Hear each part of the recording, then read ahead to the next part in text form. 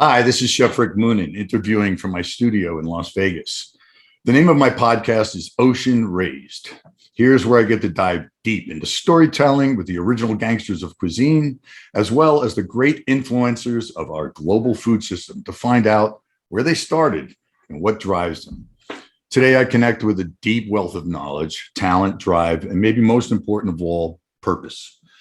Jennifer Dianto Kemmerly, Vice President, Global Ocean Initiatives, pardon me, Monterey Bay Aquarium. Now, for those of you who don't know who Monterey Bay Aquarium is, you should. It is the epicenter for sustainability, for pulling in all different arms of information in order to create a more sustainable system in our oceans today. So Monterey Bay Aquarium, huge. Okay, and as Vice President of Global Ocean Initiatives, Jennifer directly directs Monterey Bay Aquarium's activities in support of sustainable fisheries and aquaculture on a global scale, working with a range of stakeholders to drive improvements in environmental performance, social responsibility, and governance. This includes the respected Seafood Watch program, which is the gold standard for science-based fishery assessment for sustainable practices, which engages and empowers North American consumers and businesses to support ocean-friendly fisheries and aquaculture through their purchasing decisions. Jennifer is also working to advance the conservation of key pelagic species and is leveraging opportunities to highlight the role of a healthy ocean in helping to combat global climate change. No easy task. Jennifer oversees Monterey Bay Aquarium's commitment to sustainability with a focus on reducing the institution's environmental footprint and modeling best practices, especially those in support of the aquarium's ocean plastic pollution and climate change conservation goals. Okay, here's where it gets very wordy, but it's all very important stuff. Jennifer has over 25 years of experience in sustainable fisheries. I'm called the godfather of sustainability. I've got nothing on Jennifer, and she's currently serving in a leadership capacity, driving greater collaboration among stakeholder groups. As such, she participates in, hold on, the Conservation Alliance for Seafood Solutions Advisory Board, Certification and Ratings Collaboration Steering Committee, Global Sustainable Seafood Initiative Steering Board, Ocean Visitors Leadership Circle, Seafood Stewardship Initiative Expert Review Committee, VERGE, VERGE, Food Advisory Board, non-government organization Tuna Forum Steering Committee, and as a member of the Environmental Stakeholder Committee on the International Seafood Sustainability Foundation. Not very busy. Jennifer previously served as program manager for the Sustainable Fisheries Partnership and as a senior conservation associate for New England Aquarium. She has also worked for American Oceans Campaign, or Oceana, and Environmental Media Services.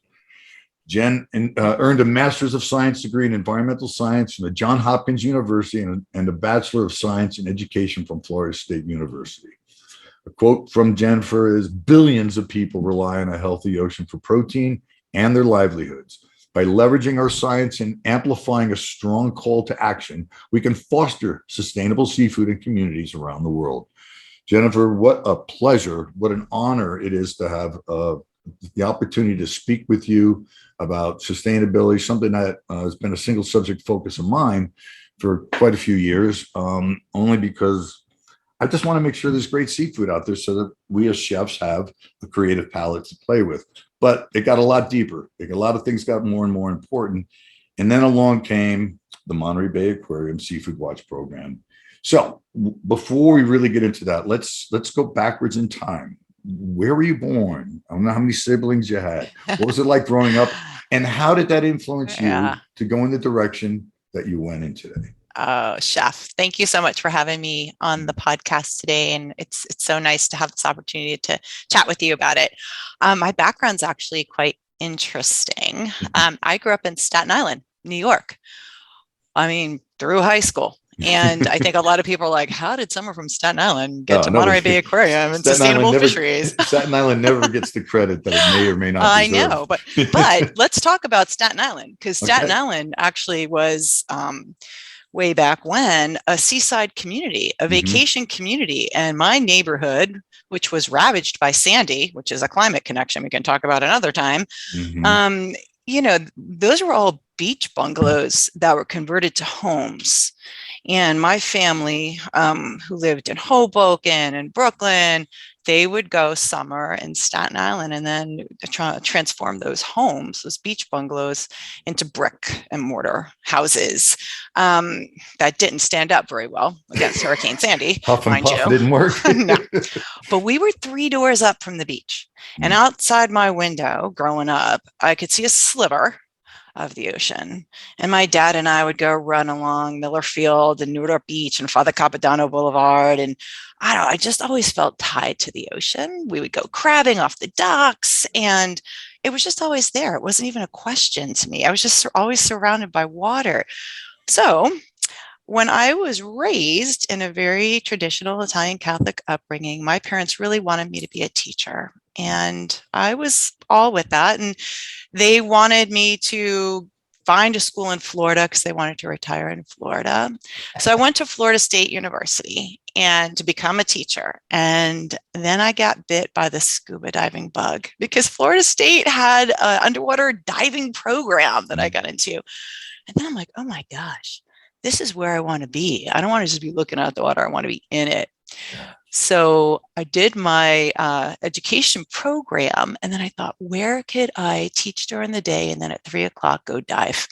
So I got a job as a middle school science teacher in, wait for it, the Florida Keys. Oh, yeah. Yeah. Spend some time there. Yeah, I'm not stupid. So it was a fantastic experience. And this was in the 90s when there was actually a very active debate about creating a protected area around the Florida Keys to actually make it into a sanctuary. And what I witnessed teaching there was a fight. I saw the fishing community, local stakeholders, the government back and forth. How much should we protect? Is that going to impede on our fishing rights? My students were getting involved, and it didn't discourage me. It actually energized me to really understand where everyone was coming from. How are we going to get all these groups together to balance livelihoods and access to a natural resource? And that's really how it came together for me. So you had an early exposure to recreational versus commercial, vying for the rights to, and all of that kind of stuff. That is exciting. And actually, I got bit by that much later on in life. I decided to be a chef. Please, that's awesome. Continue. So how did that translate into today?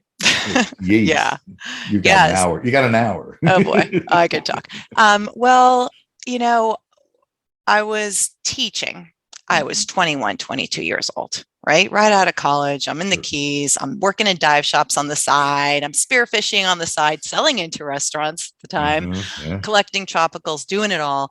And I was just like, I love the teaching and I love the kids. But if I want to teach science, I got to do science. So I went back to school, and Johns Hopkins University in the DC area, Maryland is where the main campus is. They had this great environmental sciences master's where it's like all my professors, Rick, they were all working on the hill. They were all working on the field. So it's not like professors who are stuck in a bubble. These teachers by day were like in the throes of marine conservation fights and working with governments and stakeholder groups. So I went into that program, and it was the best experience. And at the same time, because I think hard workers like us just like to work more than one job at a time. So of course I was waiting tables at the chart house and, going to school at night. But I got a job at Environmental Media Services because I wanted to get into the marine conservation community. I really wanted to leverage my skills, my little bit of a gift of gab, but I'd like to think also a good listener of different stakeholder groups and try to formulate some solutions. I really thought that the NGO marine conservation community was a space for me. And when I went to work for Environmental Media Services, my boss was Arlie Shart, and he was a leader in the civil rights movement. And he knew that environmental issues needed a voice. And he worked with the best of the best on Capitol Hill and communications firms to make sure that environmental messaging got into the dialogue. It wasn't an afterthought. And I found that fascinating. What year is this?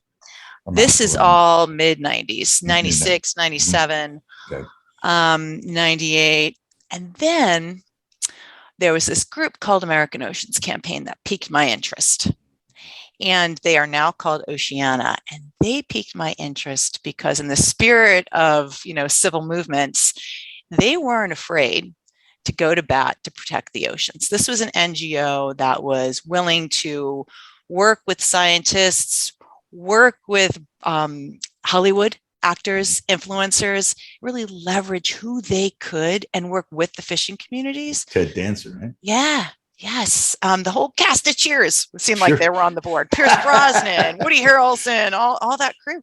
But they wanted to use their voice. And this might now seem familiar as to how I met you, because as another influencer of food, what I started to see at that point in my career is how we could leverage the voice of influencers who had a stake in a resource or for the good of the environment. Yeah, stake. I get it.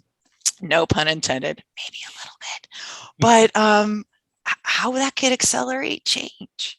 Why go the traditional route of working with governments? I'm not saying bypass it, but if we could accelerate and get people excited about something and bring that energy to a cause and move it forward faster, yeah, I don't think the oceans and our climate have time to spare in some of these cases. So why not go for it? And that's what I did.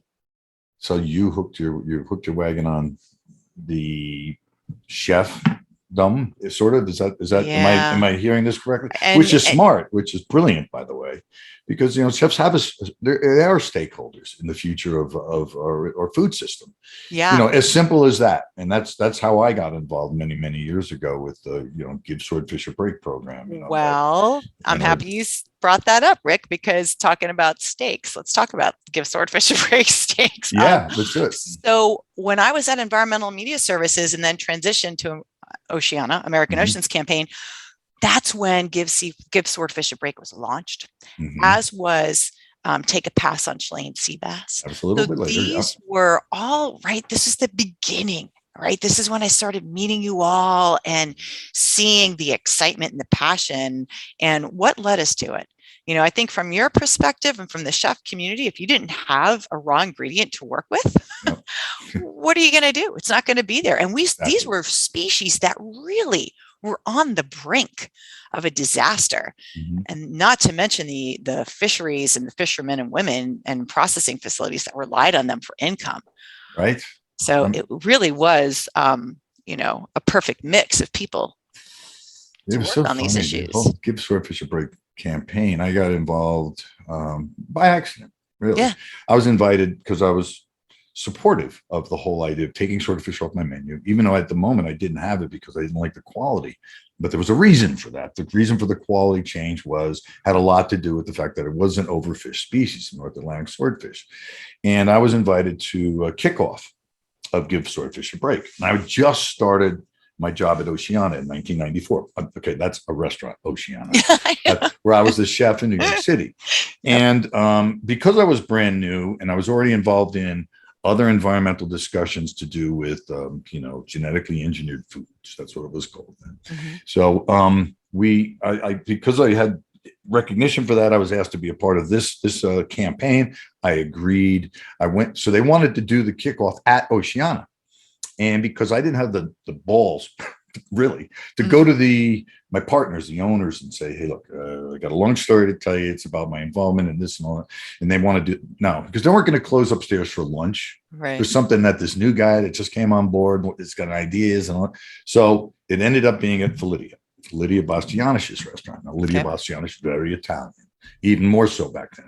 Her accent was deep. It was Eric Repair from Le Bernardin, one of the greatest seafood restaurants in New York City. I always tried to get, equal billing with them. Never could because they deserved it. They were great.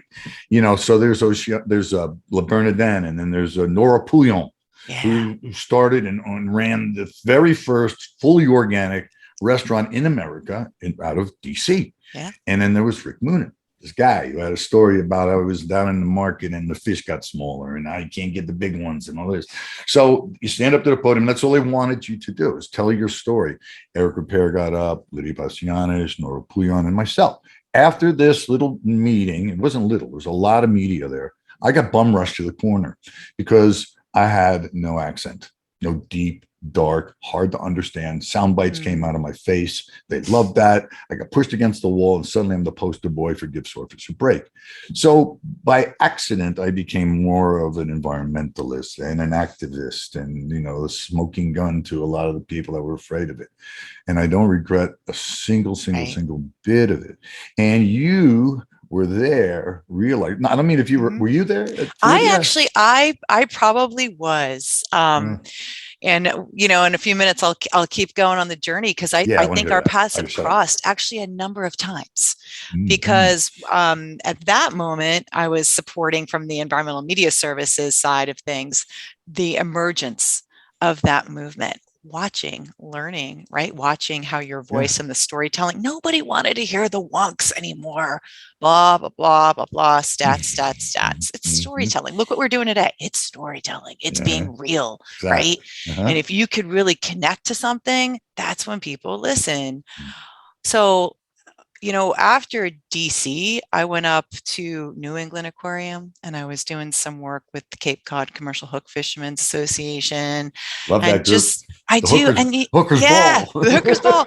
And it's like, because it's the same thing. Like, everyone realizes if you don't take care of the fish and the ecosystem, that inventory is not going to be there anymore. It's just like taking stock of any inventory. If you don't count it, watch out for it, preserve it, ration it, it's gone, and everything else folds.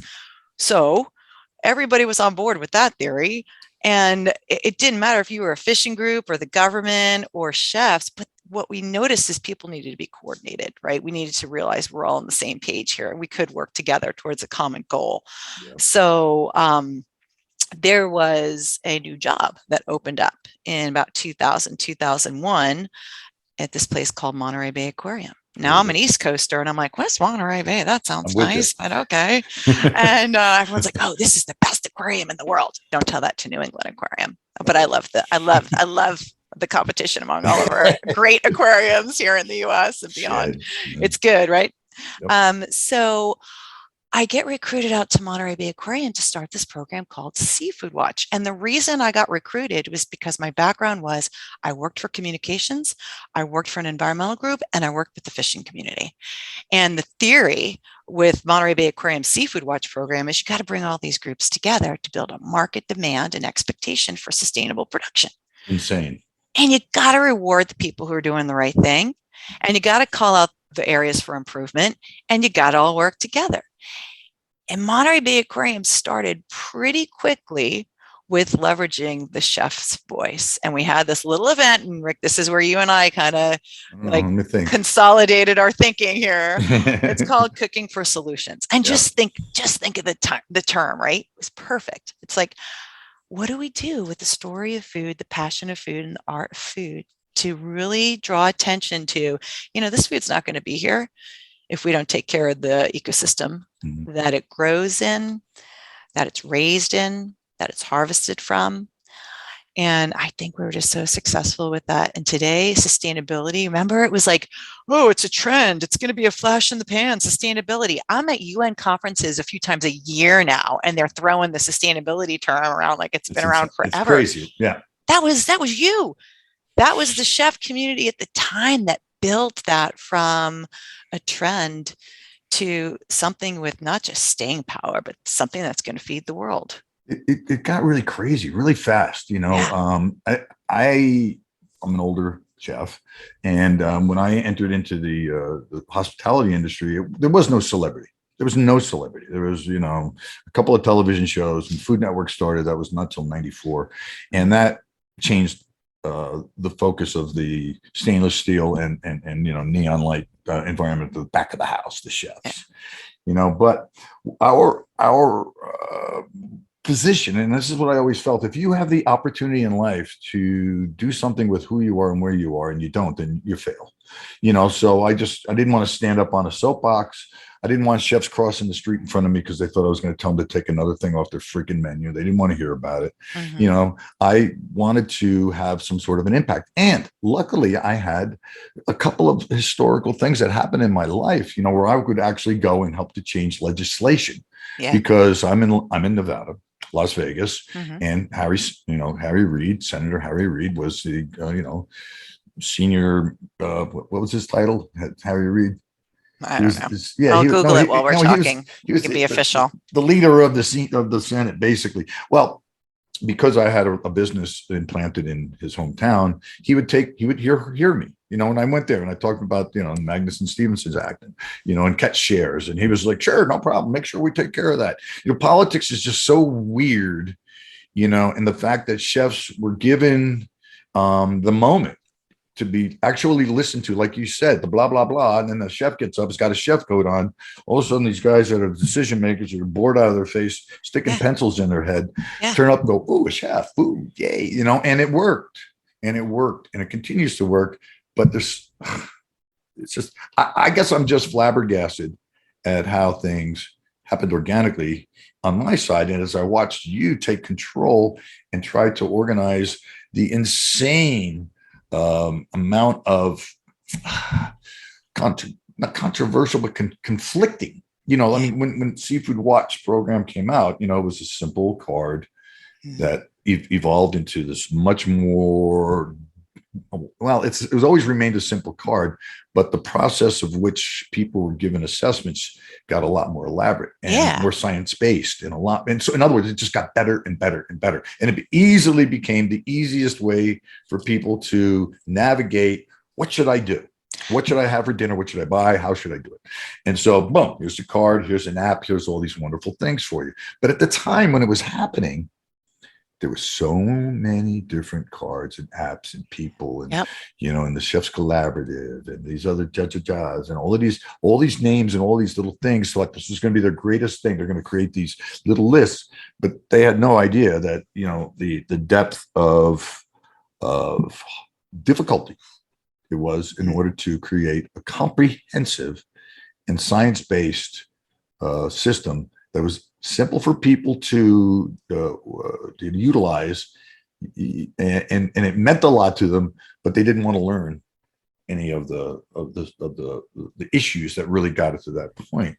So how did you pull all of this together? I mean, I really do have to attribute this to Monterey Bay Aquarium and its culture. So let's talk a little bit about that. Yeah. So David Packard of HP Computers, he was the founder. He built Monterey Bay Aquarium, and his daughter Julie Packard, who is an extremely active, you know, director. Like, she is there every day, and you know, she's my boss, and you know, she's not a figurehead.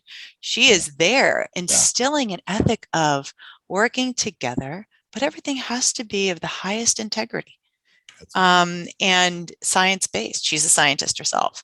So I just feel like I've had a gift where I have a machine of Monterey Bay Aquarium that just does such an exquisite job at storytelling and exhibitry, always the best exhibitry, a stellar marketing team to help us get the message out, a boss who's so committed to science. It was just like the perfect recipe. It was like the perfect place to land if you're going to do something like this, but also just strong believers in collaboration. And that was really David Packard's ethos that he instilled in the organization. Like, there were stories of how he used to just walk the floor and ask his team members, what do you think? Not afraid to take risks, not afraid to provoke. So now let's fast forward to the Seafood Watch program. You get into one of three categories when we assess the environmental performance of your fishing or fish farming operation. You're either green, best choice, doing well, well-regulated, not a lot of impact on the environment. You're yellow. There are some concerns here, but it's a good alternative to you're red. Now let's talk about provoking, because, wow, I mean, I think you and I even haven't agreed on everything in that red list. No, absolutely not. No, but I've had arguments big time. It's there to provoke people. Like, we're trying to, what's called Seafood Watch for a reason, right? We are watching out if there is something that is alarming that we feel like consumers and businesses and the industry and governments have a right to know what we've assessed and what we found. And when something is of such serious concern and it's very evidence-based and science-based, we red rate it, which means we're recommending consumers avoid it. But here's what's changed over time in our movement. When we work with big businesses and the food service community and supply chains, if something's red rated, we want to work with the supply chains to improve it. Right. So it's not always avoid it, don't ever buy it.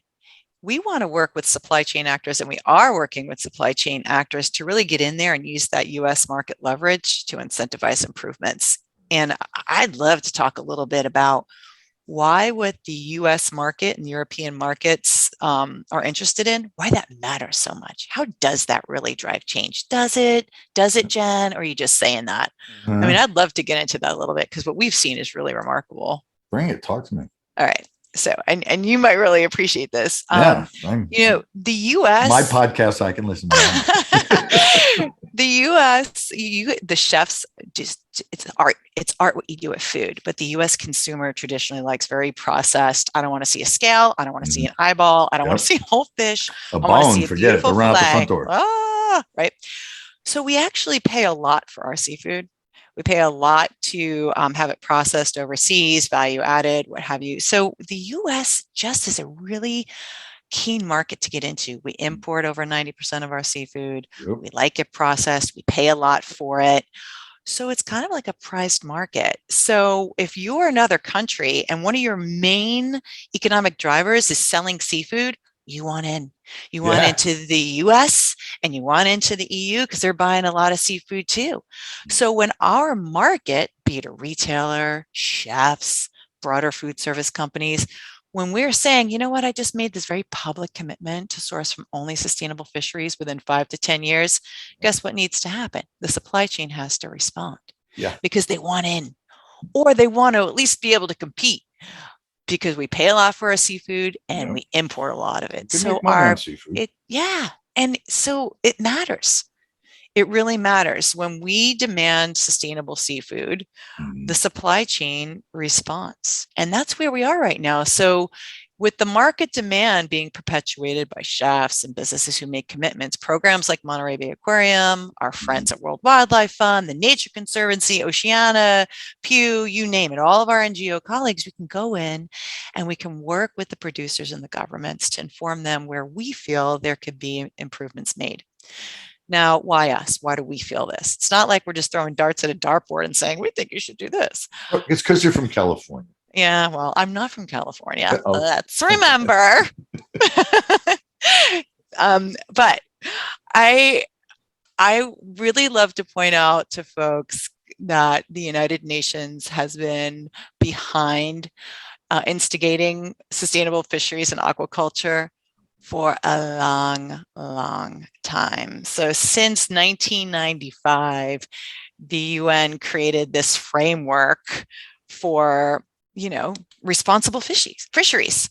And they just don't evaluate fisheries against it. That's our job. That's civil society's job. So the UN created this framework for responsible fisheries and aquaculture. And we just use that framework. We converted it into a standard and we assess against it. And I think that's really been the bedrock of programs like ours, the Marine Stewardship Council, and others that do similar work. We're all grounded in common goals. And we're just trying to get the information out there so the improvements can be made, so we can have this food and these ecosystems around in 10 to 20 years and keep these billions of people who rely on seafood for essential protein and nutrients nourished. Well, you know that, and I know that. And I remember early in my career where I was just a snob, a total snob, and I would never, why do I want aquaculture? I need aquaculture. I'm just going to get only, wild, caught everything because I'm going to have relationships with fishermen and I'm going to be this and this. And guess what? It's smack. That changed quickly, realizing that aquaculture, it may not be the best choice. And as a matter of fact, I remember having a very heated conversation with a lot of people about salmon Yeah. Salmon was our chicken, I mean, Yeah. chefs working with salmon, you make money on it. People understand it. You can cook it a million ways, and you're not going to tell me it's bad. What do you mean? Farmed and dangerous. Ooh, farmed. But as I did more research, I found out that farms were doing things that they shouldn't be doing. And I'm like, oh, okay. So I take a stand on the side of farmed and dangerous. I'm on their side now. Yeah, stay away from salmon. Avoid the farm-raised salmon. Choose wild. We're great. Well, that lasted for a while. And then I realized that we're not doing anything by having this, what it seemed like a boycott. And people called it a boycott, and which it was not. It's avoid until they figure out how to do it better. But that was the unspoken part of it, and it just looked like a boycott. So we took a lot of punches in the face because of that. But ultimately, I realized that I wanted to start supporting companies that really were making an effort to do it better. Yeah. Are they perfect? No. Are they yellow? Maybe. But, aquaculture was in such a flux for so long, making stupid decisions because they didn't have any history to really know how to do it better. I mean, there was a very rapidly growing industry. It still is. Yeah. Yeah, exactly. It's explosive, and they don't have any history. Like, you don't just go to you just go online and buy the aquaculture stuff. It wasn't there, and so we got a problem. What's the problem? We just invested millions of dollars in this. Well, there's all these little things sticking to the fish, these little licey things. So they say, oh well, okay, we'll figure it out. And they look it up, and they look up, oh, there's something to get rid of lice. They use it, but lice are also crustaceans, and they kill all the other crustaceans, lobsters, etc., by taking the slice. It's called, and I was like, I don't need all this crap. I just want to be a chef, But the reality of it was that there is a lot of things. The fact that the cages are made out of copper, and copper screws up the navigational systems of a migratory species such as salmon. They get exposed to it, and they get confused. And they don't know how to do their reproductive cycles, which is huge. It sounds like cows farting years ago, and now it's a major thing. We know it does have an impact on our environment. I mean, Jeremy Rifkin, a screamer of cow farts from years ago, was 100% right. As it turns out. Yeah. And so now I just want, so I got involved actually in companies. I became spokesperson for aquaculture salmon, and I was trying to be the Trojan chef in. This is one of the biggest producers of farm-raised salmon in North America. And they were the Canadian company, and I became a spokesperson for them. And it raised a lot of, let me tell you, I had long conversations about me taking this position, and my position always was and remains to be, how do we move people one step closer to better? Why not engage though, right? Why not? Because with your presence and your role there, if we talk this through, it kind of also hold the company very accountable. You're a very public figure. Anytime a public figure and influencer is out there talking about improvements and the need for sustainability, that helps move, like you were just saying a moment ago, helps pull those companies along, helps them make good on their commitments, and then raises up, ideally, an entire industry. That's engagement. That's great. To be clear, that the time what I was talking about was when I was with True North Salmon, and now I work with Forever Oceans. Now, this is an aquaculture company that excites me, and here's why: because they had a CEO, really nice guy named Jason, and he was for many, many, many years, and he's an environmentalist, deep, and he wanted to do things better and more responsibly. But he never brought a company to public or anything, and he got all these investors and everything. So he stepped down, and now he takes the title of Senior Environmental Director or whatever. I don't know if it's a specific type of title, but he's looking to give back to the environment so that they're carbon positive or creating their own little sanctuaries in the parcels of land that they get, access to. And that's another big subject with NOAA and now aquaculture and placement around the United States. And I know that I'm speaking with you right now. I don't think a lot of other people quite understand what I'm talking about, but that's exciting to me. These kind of things, these changes, so now I work with a company that really wants to raise protein, and high quality protein, and not necessarily to, they want to get to the point where their scale is to the point where they can actually give it in a more affordable accessibility to the general public, so that those, like you spoke of earlier, can kind of say, no, doesn't taste like McDonald's, but this is pretty dang good. Whatever it is, they finally, and that's going to take a long time. I mean, I don't know where I'll be when that actually comes to some sort of reality, but I've seen a lot of things in my life that I didn't think I was going to see. To be honest with you, the discussion just seems so boring to so many people, but somehow we figured out a method to, talk to people. Keep it. There's two things I want to touch on here as I hear you talk through that story. First of all, the United States, we really are lucky. We've had such strong fisheries management here in the United States, robust legislation. You mentioned earlier in the podcast, the Magnuson-Stevens Act, that's from like 1970s. It gets reauthorized every few years. It just gets stronger. If it doesn't, civil society, like NGOs, we're watching, we're bringing the chefs to the hill. We're like, don't weaken this. This is why we have good fisheries here in the US compared to other parts of the world where they don't. Yep. We don't want to see a fishery collapse. Don't make me come out there.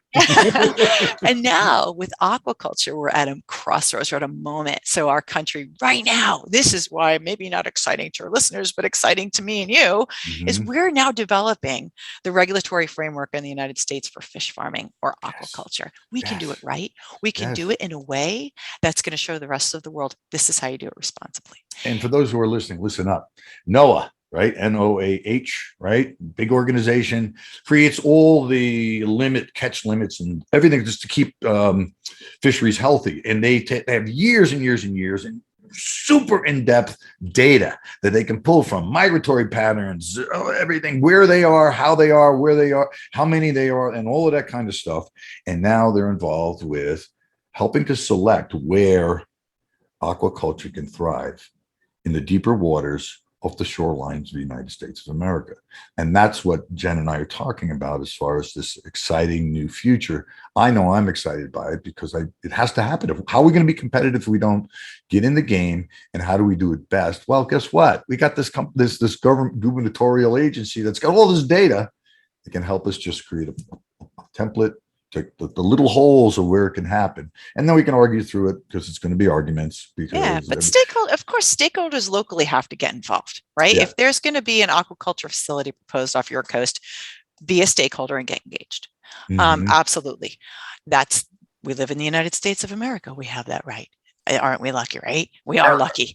And soon Twitter is going to open up and we can see anything. And groups like Monterey Bay Aquarium and environmental conservation groups, we're always going to be looking for the most robust science-based environmental protections. Chefs are going to want to see some great quality product and it be raised in a way that's going to sustain that ingredient into the future. NOAA, the group you were talking about a few minutes ago, interestingly, is under the Department of Commerce because they're also trying to balance the ability for us to have livelihoods and strong socioeconomic foundations as a country and feed us and trade. So it is a delicate balance. That's why it takes all of these different groups to get together. That's why it's not just an environmental group working in one corner and the government in the other and the buyers, whether you're a chef or a big food company in another corner. We all got to come to the table. And sometimes it's uncomfortable. You got to slug it out. But we can. Today, we're in 2022, and last couple of years sucked for everybody. And I'm sure, I know, but I want to hear from you. The impact of sucky pandemic and everything that's gone on around it, political, economic, etc. Aquarium had to shut down. That's where that's where Seafood Watch was. That's home center for it. That's the Pentagon of sustainability right there. And now we're plugging back in. Everything seems to be better. No one's wearing masks, but things are getting more. So tell me the future of Seafood Watch and the program in entirety. Is there any news? I want to tell you that what happened during COVID, because it was fascinating. So yes, the aquarium closed to the public because we were all locked down. But we had funding for our science-based work from the philanthropic sector. So we were actually able to continue assessing fisheries and aquaculture the whole time. Awesome. And because most of our seafood's produced overseas, we have regional research fellows that in Vietnam, in India, wherever, they were still doing their work. So the science and the assessments that create the ratings, the green, yellow, red, that work kept going. And a lot of the work that we were doing, producers on the ground, kept going. So that was a benefit. On the outreach side, when we like do our awareness generating and stuff, we're like, all right, well, we can't really work with the chefs right now. Everyone's distracted. Everyone's got to focus on something else. Restaurants are closed. So we're thinking, that's it. We're not going to hear from the chefs. Oh my goodness, were we wrong? Because you all were like, hey, I've got some time on my hands. What can I do? Yeah, now we can dig our feet in deeper. Work. Yeah, and you totally did. So we've been, we're like, oh my gosh, please just let us focus on this. But I'd say about a year into the pandemic, we were getting emails like, come on, Chop Seafood Watch, let's do some work. So it was the It wasn't me for a change, but I was certainly an observer of everything going on. I loved it. The chefs reached into us and they said, come on, wake up. We have to do something. Now's our moment. So we did. We rebuilt the chef program. That's happening right now. We're working with Sheila Bowman, who's fantastic. She's generating, our blue ribbon task force of chefs again. And the chefs, my goodness, just like educating yourselves, communicating amongst yourselves, taking on engagement opportunities like you're describing today on the podcast, helping us raise awareness, getting on the Hill, talking to your representatives and senators and local governments, chiming in on the aquaculture siting discussions. You care about your ingredients. You remember a few minutes ago, I was like, oh, I want to say two things. And I started talking about aquaculture legislation that hopefully didn't make people yawn. But the other thing I wanted to mention was like, I hope listeners remember that fish that's caught from the wild is a wild animal. It's a wild animal. It's the last wild animal that we hunt for on a commercial scale. And it's a carnivore. Come on, we got to take care of it. Mm-hmm. And I think chefs totally get that. But I don't know that the average consumer just remembers that all the time. Nope. And I just think that's why I feel like it's been not easy to harness the chef's energy, but I think it's why my energy and chef energy are on the same page because we realize what's at stake. Nobody hugs a slimy fish. That's the problem. Not cute. I do. I got many fish kissing that baby right on the lips. I don't care, but that was going to be the name of a book I wrote. I wrote this book, Fish Without a Doubt. It's over by me somewhere here. But I was going to call the name of that book was going to be Nobody Hugs a Fish, because because it's an image, and they're carnivorous. When I brought that up, it's like you can't buy anything in the supermarket that's a carnivore. So you're buying, if you're going to farm raise lions, what are you going to feed the lions? You have to be. Everybody would be on top of that because it lives on the land. But I think you just started a new challenge, which is you need to challenge all your chef friends to take a picture of themselves hugging a fish. I'm going to do that. You see, don't start with me. Notice how I said chefs. You're the first you're not the first non-chef that I've done a podcast with. I did Rod Mitchell from Brown Trading, who's a tremendous. Good, then start with him. He probably has them on file. How many do you want? That would be a fun trend. We're going to do that. Don't think it's not. And now people know where it started right here because it's recorded. I don't know what you're talking about. So, all right. So more than 50% of what is consumed globally in that category of seafood or ocean protein, right? Mm-hmm, biomass. Mm-hmm, mm-hmm. It comes from farms now. Yeah. Right now, people, that's a lot. Well, a large portion of that is things that we've always been very comfortable with: oysters and shrimp and clams and the crustaceans, things that are being farmed. And now it's fin fish that's taking on a new interest in the bigger picture. And I hope to see more diversity. Always have. That's always been one of the items that is your battle cry is, what do I do about eating seafood? Well, we'll eat other seafood too. There's so many species that I don't even touch because they're not good enough for our dinner table. Well, then you can go through the whole thing and they fall asleep. So there needs to be more than 3 favorite fish in everybody's life. Hopefully. Yes. That's kind of like the goal, and ask the questions: where did it come from? How was it raised? Because it goes back in the chain, and they have to the knowledge of where our seafood comes from. It still needs tightening up, but I think it's getting better. As the campaigns and discussions and podcasts and whatever things that go on. So, what is your feeling? I mean, are you happy about aquaculture?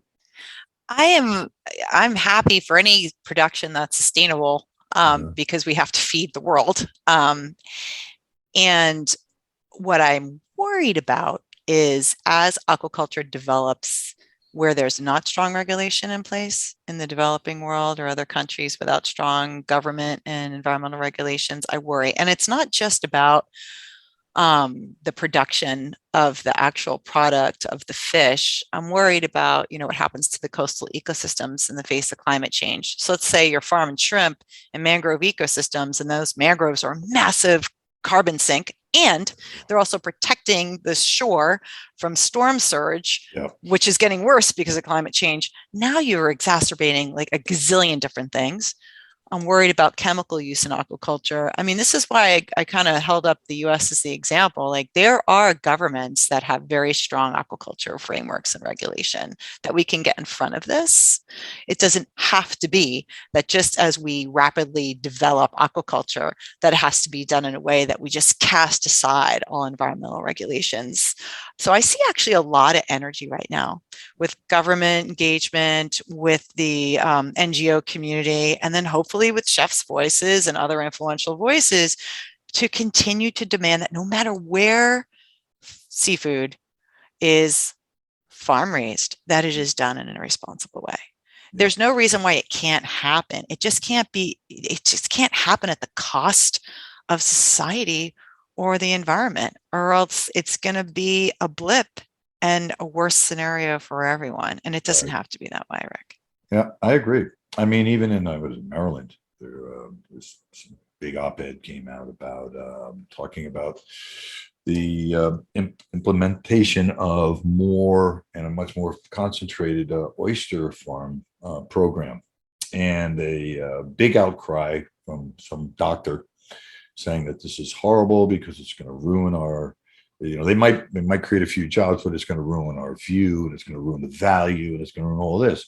And it just so amazed me when I read through this, that the ignorance, that people don't realize that, one oyster filters 50 gallons of water per day. They're filter feeders. They clean the environment. They're just as strong as the Everglades used to be in Florida. And God, I can have hours of conversations with you about all of these frustrations and all of these things. But it's still education and getting people to give a shit, to actually listen to the messaging points and letting it affect them. Let it sink in. And how do you tackle that? If you feel the same frustration, I'm assuming you do. How do you tackle that frustration? What do you do about that? Well, the one thing I'm going to say only gets me so far, which is the science. And we've seen how this plays out in the climate debate. You can have the best science in the world. Sometimes people just don't listen, right? I really just think getting everyone who needs to be at the table. Siloed discussions do nothing. They do nothing except for exacerbate issues. Like we just feel, at Seafood Watch, that if we can understand who the different stakeholders are, what their positions are, then get everybody to the table to understand what value and benefit or concerns do they have. What value and benefit do they need to realize to feel comfortable with some sort of development of a new product or a new operation? What are the environmental concerns and challenges? How do we push through this? Remember way at the beginning when we were talking about my background in the Florida Keys National Marine Sanctuary? That's how they pushed through. Everybody was in their silos complaining. And I don't even remember who did it, but somebody brought all the stakeholders together, and there was a lot of fighting, but they got there. And if you think of fisheries management in New England, same thing. Tough. Fights, chair throwing. Tough. I mean, you name it. And, you got to push through it. I think my only concern is that sometimes we don't have 10 years to push through something, Well, lobsters are moving north. if we're going to talk about New England, because of climate change. I mean, you Yeah. saw cod go up A the lot of ice. fishery, a lot of different fish. We Everything's gotta going north. be adaptive here.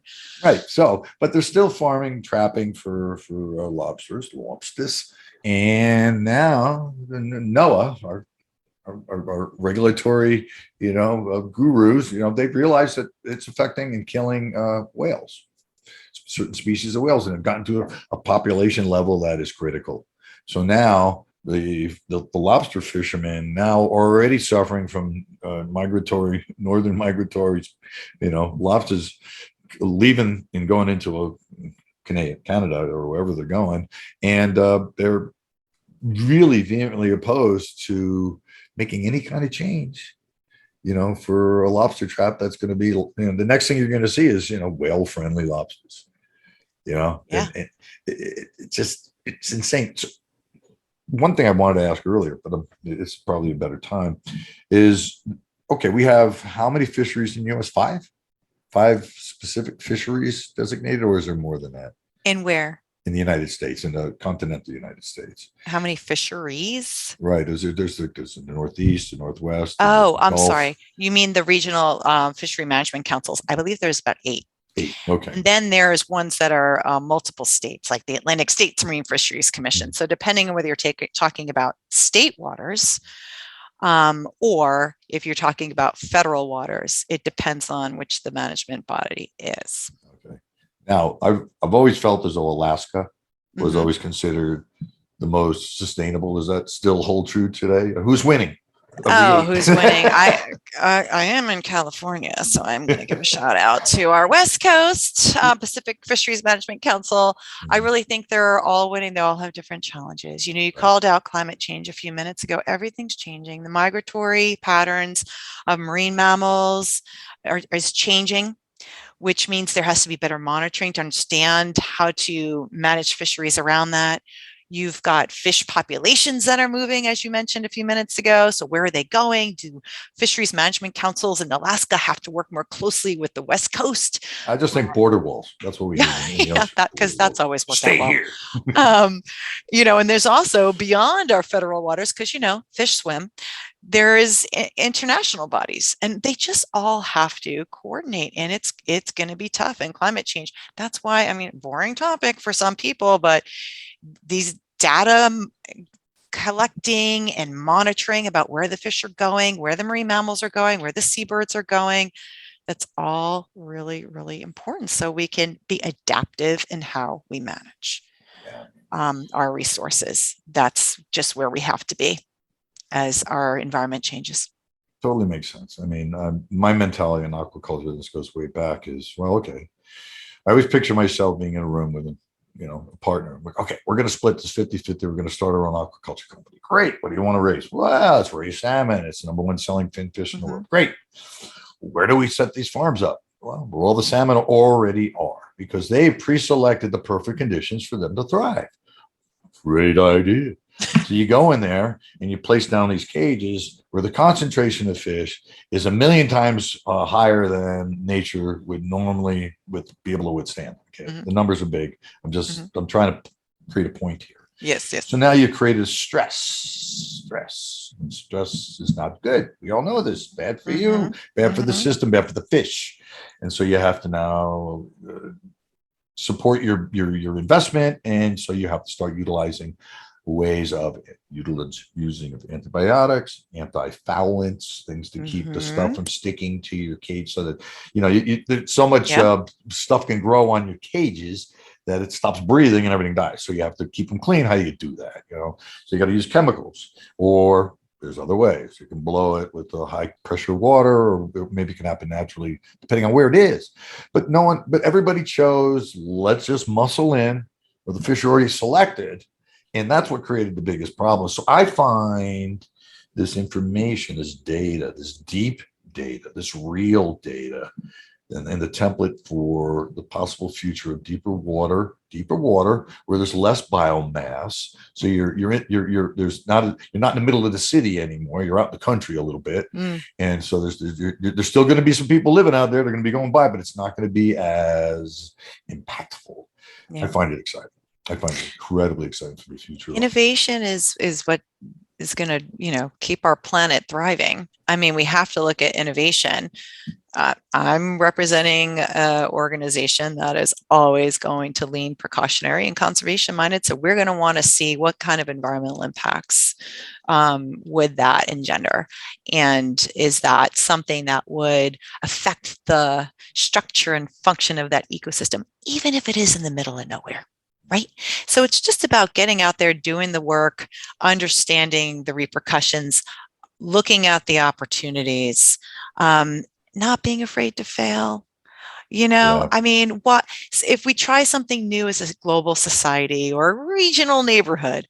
Don't be afraid to try and fail. It's just, I personally feel how the world works. In my idealistic mind, what I hope to see is the selections of certain areas that seem ideal through the data grid that I call it.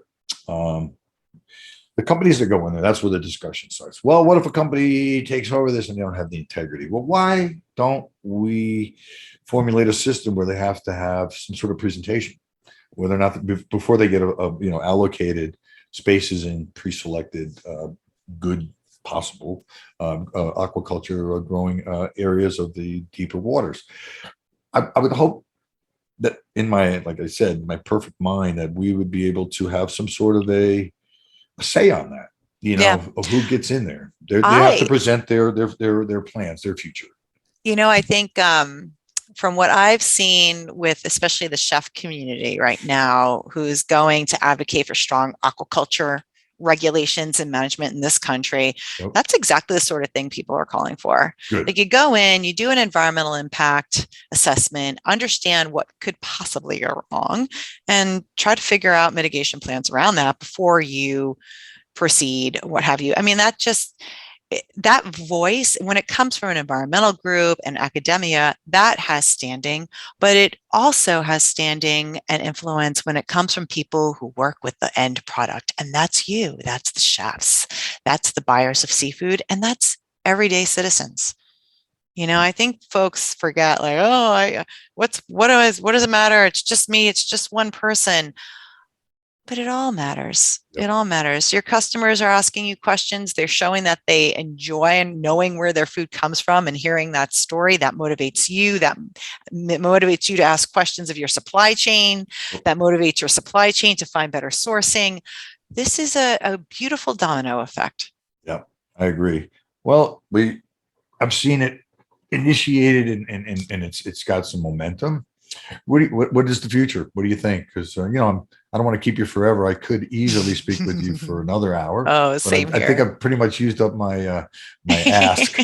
So tell me. Your background is fascinating. Growing up on the water, having a strong connection with it, and then scuba diving. I mean, I love being underwater. Personally, it's the most peaceful place in the entire world. I have to plug, I just came back from the Our Ocean conference, and it was in Palau.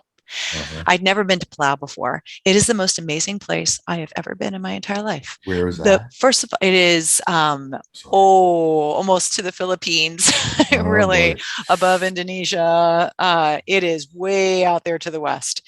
And you got to pass through Hawaii, pass through Guam, and you'll get to Palau. And it is like heaven, because the coral's healthy. They've protected the bulk of their waters from foreign fishing interests. Because why? Because the people of Palau rely on fishing for food and for their main commerce and trade. And the only other economic strength that they have there in Palau is tourism. So of course they want to protect their reefs. So it's beautiful. So if you love the water and just seeing, like, tropical fish, I've never seen. I mean, and I've been doing this a long time, diving, and I was just like blown away with what I saw. But the appreciation the people of Palau have for the marine environment, it's unrivaled. I've never felt such a connection before to people who truly understood what's at stake. They're going to be impacted by climate change. They're going to be impacted if fisheries shift. They're going to be impacted if fisheries are overfished. They're going to be impacted if ecosystems and corals bleach. it was real. It's real. It was staring me in the face. And boy, there's the future is small island developing states, people sharing their stories, their concerns, and really having that penetrate government decision making. So I hope there's a future in the chef community, the food community, the private sector business community, tech, to continue to have a presence in this debate. That's not just the future I want, it's the future I need to help make sure that we have some fish in the ocean. So the 3 billion people who rely on it for essential nutrients has it.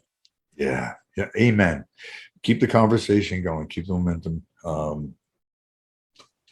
growing, because, Thank you. it used to be a small handful of us, Yeah. talking about it, and a bunch of people fighting in other corners, or, fist fighting and throwing chairs in New England and all the other things that were going everywhere. Florida, those recreational fishermen are just killing our commercial, blah, blah, blah. Why do they nobody can play well in the sandbox.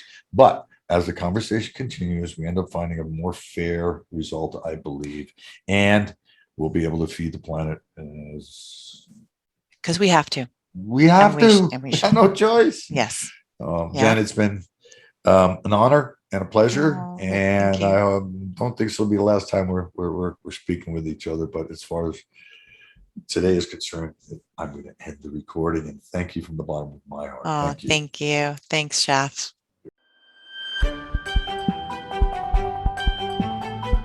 ForeverOceans.com